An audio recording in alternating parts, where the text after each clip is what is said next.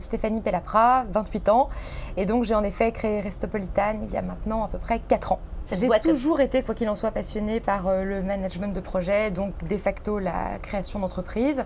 Et en effet, dès que j'ai terminé mon école de commerce, j'avais terminé par un stage aux États-Unis, où là, indéniablement, la création d'entreprise est promue à 100%. Et donc, quand je suis rentrée à Paris, c'était une évidence pour moi de monter ma boîte dès la sortie de mon école. J'ai commencé par faire la fac de sciences. Bon, à l'époque, c'était DUG, licence, maîtrise, DEA, doctorat. Donc, je suis allée jusqu'au bout de la fac de sciences. Et comme malgré tout, j'avais extrêmement envie de créer une entreprise, ça m'a pris quand même toute petite, cette envie. Et du coup, j'ai fait l'IAE aussi en formation continue pendant ma thèse. Et après mes études, je me suis lancée tout de suite dans la création d'entreprise. L'entreprise que j'ai créée, donc une société d'études cliniques, on teste des médicaments, des produits cosmétiques avant la mise sur le marché, ça a été un petit peu quand même dans la suite de mes études, puisque durant mon doctorat, j'ai travaillé sur la mise au point d'un derme artificiel pour recouvrir les brûlés.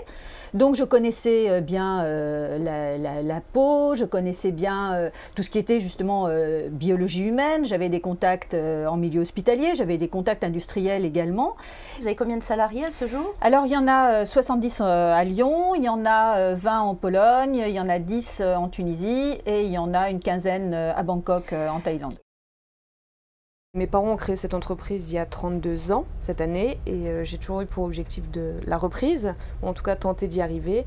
Et donc, ça, c'était dans votre tête depuis toute petite? Depuis toute petite. J'en ai toujours entendu parler à la maison et ça a toujours été mon rêve. Voilà. Voilà, donc j'essaye de le vivre, ce rêve. Et pour ce faire, j'ai donc fait des études. Vos parents vous ont dit pourquoi pas, mais il faut que tu... Voilà, eux étaient autodidactes. Donc ils m'ont dit, nous on a mis 10 ans pour apprendre des choses que tu pourras apprendre tout de suite.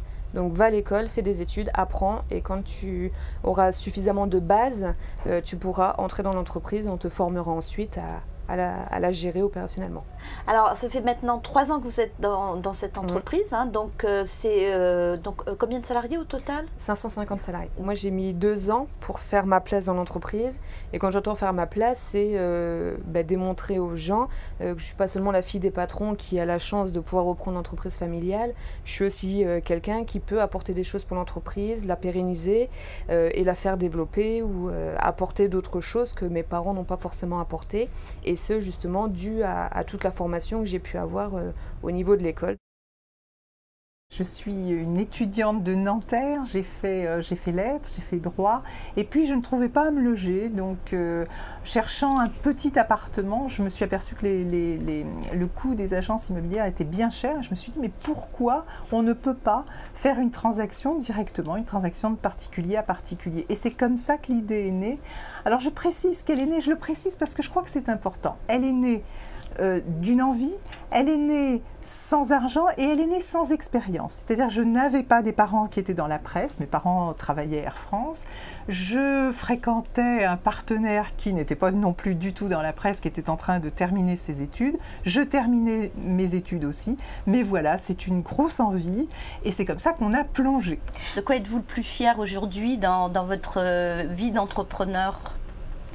Oh, je crois que c'est d'avoir donné du travail à plein de personnes. Je crois que c'est vraiment ça. On a à peu près, comme ça, globalement, on doit avoir 700-800 personnes qui vivent grâce à nous. C'est merveilleux. Enfin, moi, c'est un vrai plaisir. Je comprends.